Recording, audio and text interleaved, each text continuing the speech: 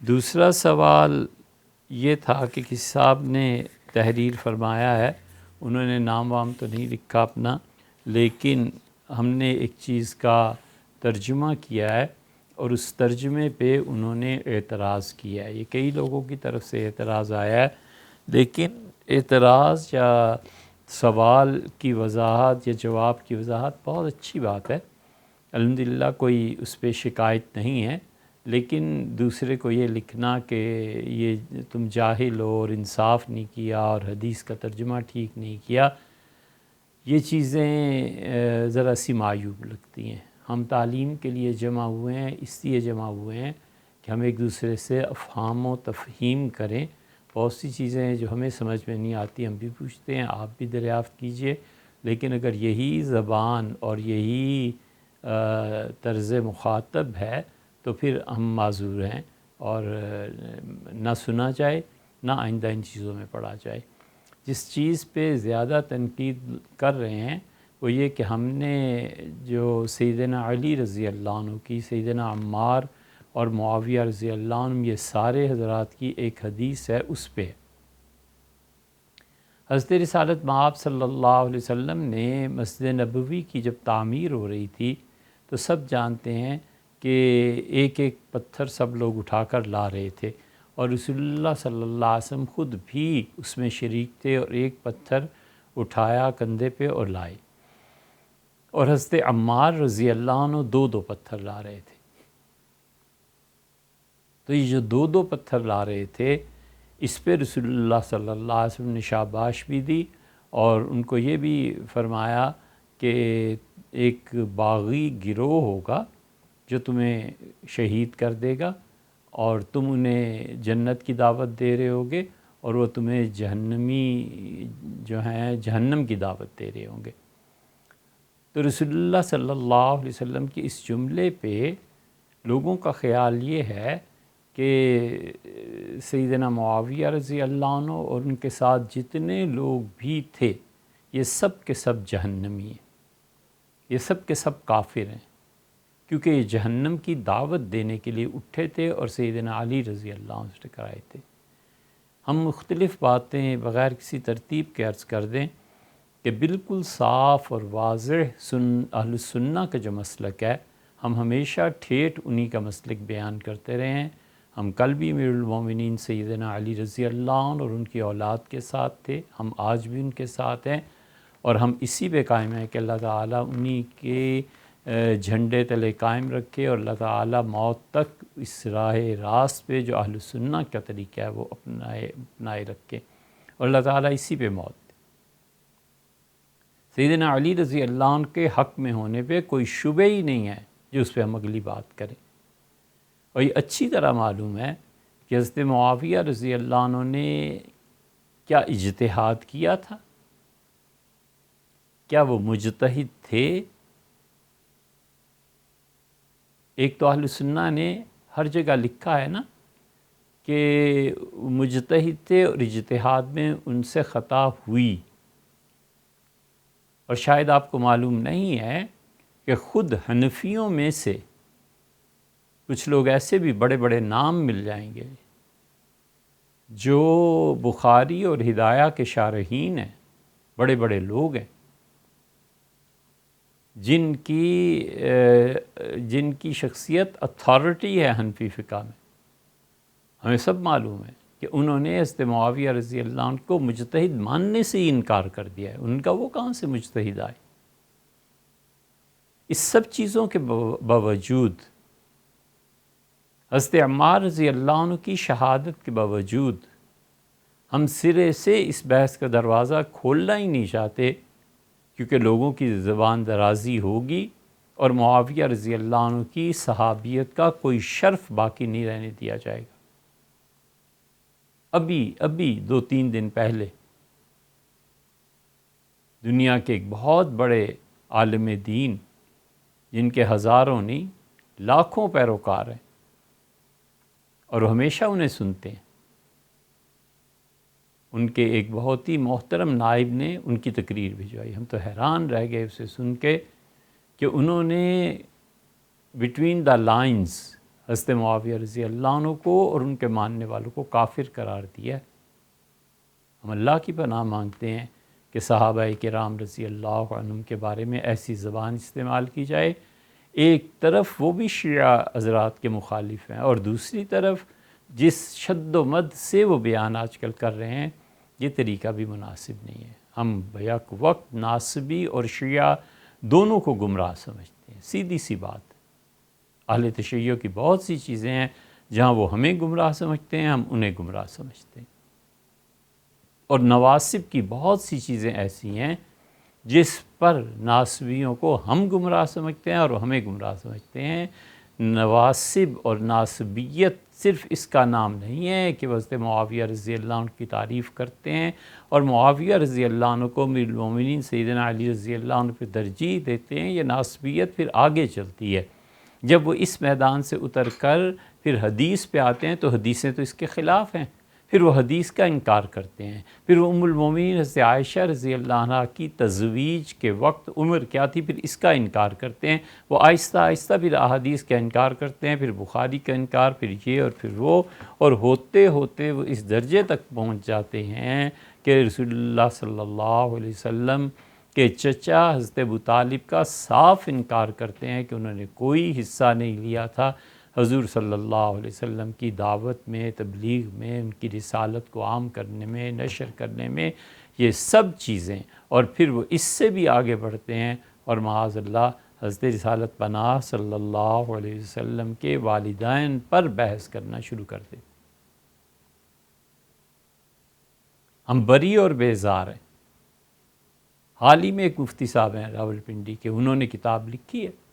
اور حضور اقدس صلی اللہ علیہ وسلم کے والدین کے متعلق جو روایات جمع انہوں نے کی ہیں اور جو کچھ کہا ہے، یہ زندگی میں پہلی مرتبہ ہوا ہے کہ ہم نے کہا اس کتاب کو لائبریری میں رکھنا ہی نہیں ہے، ہم دیکھنا ہی نہیں چاہتے، سننا ہی نہیں چاہتے جو یہ انہوں نے لکھا ہے۔ اللہ معاف کرے۔ بازی بازی باریش بابا بازی، بچوں کا کھیل ہوا، کھیلنا ہوا بچوں کا، تو کیا اب آگے بڑھ کے باپ کی داڑھی سے بھی کھیلنا ہے؟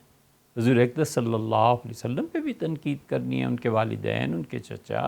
ان کے نواسے، یہ سب لوگ ایسے ہیں جن میں یقیناً فرق ہے مراتب کے اعتبار سے، لیکن اس کا مطلب نہیں ہے کہ کسی ادنا سے ادنا چیز کی نسبت جو حضور صلی اللہ علیہ وسلم سے قائم ہے ہم اس کی بے اکرامی کریں، توہین کریں۔ ہم قطعاً اس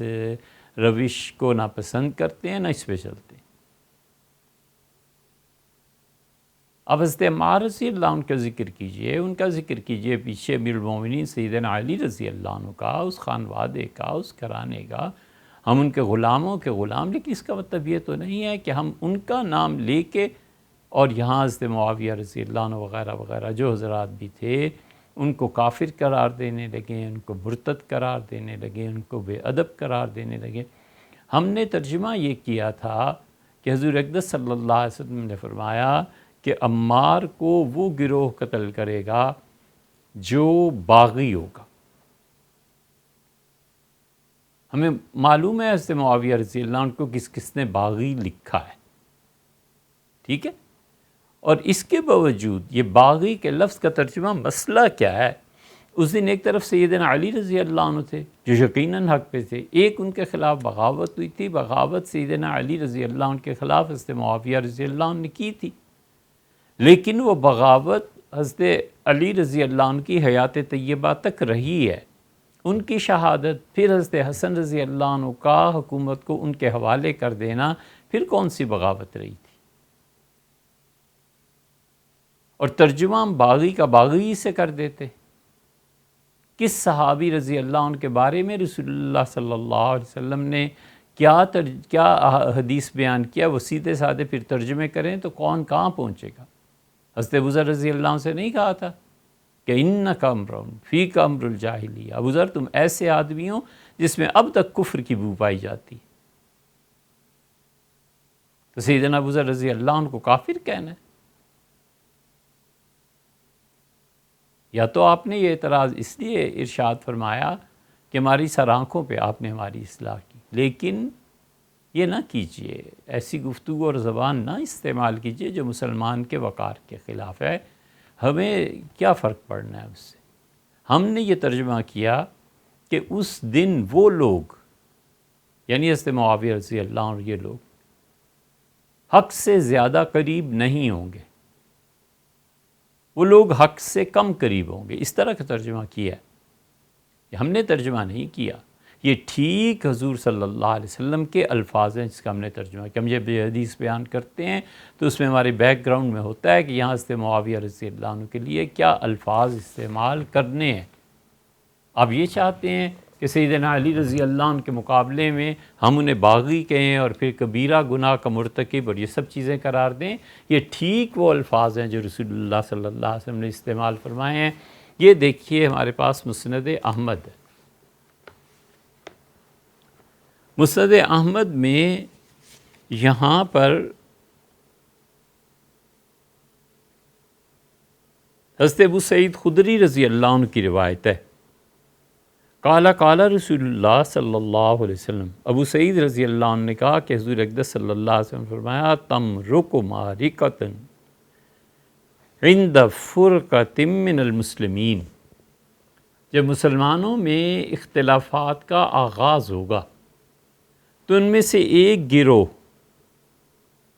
وہ ہوگا یقتلھا اول الطائفتین بالحق، جو ان دونوں گروہوں میں سے قتل و غارت گری میں جو حق سے زیادہ قریب ہوں گے ان سے لڑائی کی جائے گی۔ اول الطائفتین کا فرمایا ہے، تو سیدنا علی رضی اللہ عنہ حق کے زیادہ قریب تھے اور معاویہ رضی اللہ عنہ حق سے دور تھے۔ یہ ترجمہ ہم نے یہاں سے کیا تھا کہ حضور صلی اللہ علیہ وسلم نے جو الفاظ استعمال کیے ہیں ہم معاویہ رضی اللہ عنہ کے وہی الفاظ استعمال کریں، ایسے نہ ہو کہ ہم ان کے بارے میں کچھ کہیں اور وہ الفاظ اللہ تعالیٰ کی ناراضگی کا موجب بن جائیں۔ ہمیں کیا ضرورت ہے؟ وہ بڑے تھے، وہ ایک دوسرے کے سامنے تھے۔ یقیناً امیر المومنین سیدنا علی رضی اللہ عنہ کے مقابلے کا پوری امت میں ایک شخص اس وقت نہیں تھا، لیکن اس کا یہ مطلب نکلتا ہے کہ ہم دوسری طرف کو رگیت دیں اور جو چاہیں کہیں۔ آپ نے حدیث شریف نہیں پڑھی؟ یہ سنن ابی داؤد ہے، اس میں دیکھیں حضور اقدس صلی اللہ علیہ وسلم کا جملہ کیا ہے۔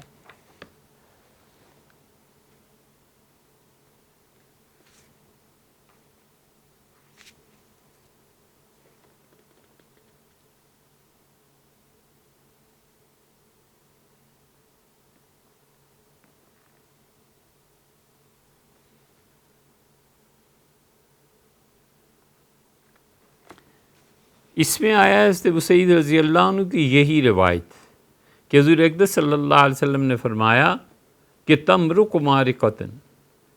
عند فرقۃ من المسلمین، جب مسلمانوں کا اختلاف چلے گا، شروع ہوگا، تو ان میں سے ایک گروہ قتل کرے گا اور وہ ایک گروہ جو ہے وہ حق سے زیادہ قریب ہوگا۔ یہ یہاں پہ وہی الفاظ ہیں جو مسلم میں ہیں۔ ابو داؤد کی اپنی سند ہے اور ان کی امام احمد ابن حنبل رحمۃ اللہ علیہ کی اپنی سند ہے، دو حوالے ہو گئے۔ تیسرا حوالہ صحیح مسلم کا دیکھ لیں۔ صحیح مسلم میں حضور اقدس صلی اللہ علیہ وسلم کے یہی الفاظ آئے اور زکوٰۃ کے باب میں آئے۔ قال رسول اللہ صلی اللہ علیہ وسلم، حضور اقدس صلی اللہ علیہ وسلم، تکون فی امتی فرقتان، میری امت میں دو فرقے بن جائیں گے، ایک سیدنا علی رضی اللہ عنہ کو مراد ہے اور ایک حضرت معاویہ رضی اللہ عنہ۔ اب یہ کون کہتا ہے؟ یہ محدثین ہی اس حدیث کی شرح میں کہتے ہیں کہ اختلافات کا آغاز چونکہ اس زمانے میں ہوا تھا تو دو بن گئے۔ فَيَخْرُجُ مِن بَيْنِهِمَا مَارِقَةٌ يَلِي قَتْلَهُمْ أَوْلَاهُمْ بِالْحَقِّ، اس میں قتل و غارت گری ہوگی، ایک گروہ حق کے زیادہ قریب ہوگا۔ ہم نے اسی کے برعکس ترجمہ کر دیا کہ ایک گروہ حق سے دور ہوگا۔ ہم نے کہاں کیا؟ یہ تو حضور اقدس صلی اللہ علیہ وسلم نے جو الفاظ ارشاد فرمائے ہیں عزت اور احترام میں صحابہ کرام رضی اللہ عنہ کے، ہم نے وہی الفاظ کا اردو میں ترجمہ کر دیا۔ یہ تین ہو گئے۔ یہ مشکل الآثار بھی دیکھ لیجئے، امام طحاوی رحمۃ اللہ علیہ کی یہ شرح مشکل الآثار ہے۔ وہ کہتے ہیں حضرت ابو سعید خضری رضی اللہ عنہ نے کہا کہ حضور اقدس صلی اللہ علیہ وسلم نے فرمایا کہ دو گروہ آپس میں لڑیں گے اس وقت جب اس امت میں اختلافات کا دور آئے گا اور ان میں سے ایک گروہ حق کے زیادہ قریب ہوگا تو دوسرا گروہ حق سے دور ہوگا نا، اسی کو کہا ہے۔ معنوی ترجمہ امام طحاوی رحمۃ اللہ علیہ کہتے ہیں کہ یہ وہ لوگ ہیں جن کی ہم نے تعویل کی ہے قاتلہم علی، سیدنا علی رضی اللہ عنہ سے اور ان کے ساتھیوں سے انہوں نے جنگ کی ہے، اور حضور اقدس صلی اللہ علیہ وسلم نے جو وعدہ فرمایا تھا وہ پورا ہوا ہے، اور ھذا من خصائص التی اختص اللہ عز وجل بہا خلفاء رسول، اور یہ وہ چیز پیش آئی تھی جسے اللہ تعالیٰ نے خاص کیا تھا حضور اقدس صلی اللہ علیہ وسلم کے خلفاء کے ساتھ، الراشدین وہ راشد تھے، یہ سیدنا علی رضی اللہ عنہ، المہدیین وہ ہدایت پر تھے رضوان اللہ علیہم، فکانت ھذہ من خصائص علی وہو منہ، جو گروہ حق کے زیادہ قریب تھا یہ خصوصیت ہے اس گروہ کی کہ وہ حق کے قریب تھے، اور یہ سیدنا علی رضی اللہ عنہ اسی گروہ میں سے تھے، وَلَمْ تَكُنْ لِغَيْرِهِ مِنْهُ، اور جو گروہ حق کے زیادہ قریب نہیں تھا امیر المومنین رضی اللہ عنہ کے ساتھی اس میں سے نہیں تھے، کما کان من خصائص ابی بکر، جیسے حضرت بکر رضی اللہ عنہ کو اللہ نے اس لیے چنا تھا، جو کسی صحابی میں تمہیں یہ خصوصیت نہیں ملے گی کہ قتال اہل ردہ، ان لوگوں نے جنہوں نے ارتداد اختیار کیا تھا، سیدنا بکر رضی اللہ عنہ نے اعادت امر الجاہلیہ، جنہوں نے کفر میں دوبارہ جانا چاہا تھا اور رسول اللہ صلی اللہ علیہ وسلم کے لائے ہوئے دین کو مٹانا چاہتا، افناہم اللہ علی یدہ، یہ خصوصیت جیسے سیدنا علی رضی اللہ عنہ کی تھی نا کہ حق کے زیادہ قریب تھے، اسی طرح ابو بکر رضی اللہ عنہ کی خصوصیت خاص طور پہ تھی کہ افناہم اللہ علی یدہ، اللہ نے ان کے ہاتھ پر مرتدوں کو برباد کر دیا، مرتد لوگوں کو تباہ کر دیا، کوئی پھر ایسا نہیں رہا جو اتنی جرت کرتا کہ حضرت ابو بکر رضی اللہ عنہ کے خلاف اٹھتا، وحتیٰ عاد یہ کہیے کہ حضرت ابو بکر رضی اللہ عنہ کی بجائے یہ کہیے کہ جو دین سے پھر جاتا، وحتیٰ عاد بہ الاسلام الذی کان رسول اللہ صلی اللہ علیہ وسلم بعث بہ، حتیٰ کہ وہ لوگ لوٹے ہیں اس اسلام کی طرف جو رسول اللہ صلی اللہ علیہ وسلم نے دنیا کو دیا تھا، لے کے آئے تھے، وَلَمْ يَكُنْ ذَلِكَ لِأَحَدٍ مِّنْ خُلَفَاء، اور سارے چاروں پانچوں خلفاء میں کسی کو یہ شرف نہیں ملا سوائے ابو بکر رضی اللہ عنہ کے علاوہ کوئی اس شرف کا اہل نہیں تھا، یہ شرف اور یہ عزت انہیں ملی ہے، یہ انہی کے ساتھ مخصوص ہے، وَمِنْ ذَلِكَ مَا اخْتَصَّ اللَّهُ بِعُمَرَ رضی اللہ عنہ وَهُوَ مِنْهُمْ، اور جس طرح علی کی خصوصیت یہ تھی کہ وہ ان لوگوں سے لڑے ہیں جو حق پہ نہیں تھے، اور ابو بکر رضی اللہ عنہ ان لوگوں سے لڑے ہیں جو مرتد ہو گئے تھے، سیدنا عمر رضی اللہ عنہ کی بھی یہی خصوصیت پائی جاتی تھی کہ مختص اللہ بہ عمر رضی اللہ عنہ کو اللہ نے خاص طور پر چن لیا تھا، وہو منہم، اور وہ ان لوگوں میں سے تھے جنہوں نے اجمیوں سے جہاد کیا ہے، اجمیوں کے خلاف، حتیٰ فتح اللہ عز وجل علی یدہ، یہاں تک کہ اللہ نے اجمیوں کو، ایرانی علاقوں کو، باقی دنیا کے مختلف علاقوں اور اقوام کو، سب کو ان کے ہاتھ پہ فتح دلائی، یعنی حضرت عمر رضی اللہ عنہ پہ غالب آئے، اور ما جعلہ للمسلمین معقلا، اور وما جعل منہ الفنا وما جعل لہ منہ ما یقیمون بہ ما یحتاجون الی اقامتہ یوم الدین، اور یہ کسی آدمی کے لیے ٹھیک نہیں تھا، یعنی کسی کو یہ شرف نہیں ملا کہ وہ ان اجمیوں کو اسلام میں داخل کرے، اور مسلمانوں نے جس عقیدے کو رکھا ہے اس عقیدے پہ انہیں لے آئے، سوائے حضرت عمر رضی اللہ عنہ کے اجمیوں سے پھر کسی نے نہیں قتال کیا۔ تو سیدنا علی رضی اللہ عنہ نے اس گروہ سے جو زیادہ حق کے قریب نہیں تھے، سیدنا ابو بکر رضی اللہ عنہ نے مرتدین سے، سیدنا عمر رضی اللہ عنہ کی خصوصیت انہوں نے بتائی کہ ان سے جو اجمی تھے، وَمِنْ ذَلِكَ مَا اخْتَصَّ بِهِ عثمان رضی اللہ عنہ، اور اسی طرح حضرت عثمان رضی اللہ عنہ کی یہ خصوصیت تھی کہ وہ منہم من کتابت المصاحف، اللہ نے اسلام کی اندرونی قوت کو ان کے ذریعے مضبوط کیا، اور انہوں نے قرآن کریم کو پر امت کو جمع کر دیا، وَبَثَّهَا فِي الْبُلْدَانِ، اور انہوں نے ہر طرف دنیا میں جتنے مسلمانوں کے شہر تھے وہاں قرآن بھیجے، حتیٰ جمع اللہ الناس بہ علی حرف واحد، یہاں تک کہ سارے مسلمان ایک قرآن پر متفق ہوئے، اقام بہ الحجہ، کسی آدمی کو کچھ کہنے کا موقع نہیں رہا، دلیل قائم ہوئی، وَأَبَانَ بِهِ أَن مَّن خَالَفَ حَرْفًا مِّنْهُ كَانَ كَافِرًا، لوگ ڈرتے تھے اس بات سے کہ اگر قرآن کریم میں ایک لفظ، ایک حرف کی بھی کسی نے تبدیلی کی نا تو وہ کافر ہو جائے گا۔ ان کا اسلام کے اندر کی قوت کو سیدنا عثمان رضی اللہ عنہ سے جو شرف ہے کسی سے نہیں ہوا، نہ ابوبکر، نہ عمر، نہ عثمان، نہ علی رضی اللہ عنہ۔ وہ کہتے ہیں ہر ایک کی خصوصیت تھی، فرضوان اللہ علی خلفاء رسولہ وصلوات و رحمہ، اللہ کی رحمت تو اللہ کی طرف سے برکات نازل ہوں ان خلفاء پر جو رسول اللہ صلی اللہ علیہ وسلم کے خلفاء تھے، وَنَحْنُ نَسْأَلُ اللَّهَ، اور ہم اللہ سے دعا مانگتے ہیں عز وجل، ان یجزیہم، کہ اللہ انہیں جزا دے، افضل ما جزا بہ احد من انبیائی علی طاعت ایاہ، اللہ تعالیٰ نے انبیاء علیہ الصلوۃ والسلام کی اطاعت پر دنیا میں جو بھی کسی کو اچھی سے اچھی جزا دی ہے، اللہ ان صحابہ رضی اللہ عنہ کو اتنی اچھی جزا دے،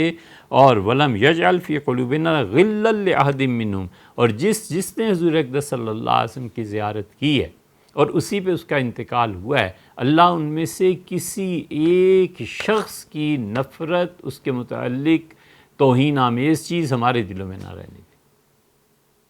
ہم بھی یہی کہتے ہیں، اور اس میں معاویہ رضی اللہ عنہ شامل ہے، باوجود اس کے کہ پھر وہی ترجمہ کریں، وہ اس دن حق سے دور تھے، اور سیدنا علی رضی اللہ عنہ تھے جو حق سے قریب تھے۔ وَلَا لِمَنْ سَوَاهُمْ مِنْ صَحَابَةِ نَبِيِّهِ، اور اللہ تعالیٰ حضور اقدس صلی اللہ علیہ وسلم کے صحابہ کرام رضی اللہ عنہم جو تھے ان کے متعلق کوئی چیز ہمارے دل میں نہ رکھے۔ واللہ عز وجل نسألہ التوفیق، ہم اللہ سے توفیق مانگتے ہیں کہ خدا ان سب کے بارے میں ہمارے دل کو پاک رکھے۔ یہ آپ دیکھ لیں، حضور صلی اللہ علیہ وسلم فرما رہے ہیں کہ کون حق سے زیادہ قریب ہوگا اور کون حق سے زیادہ دور ہوگا، یہ انہی کا ترجمہ تھا جو کیا ہے۔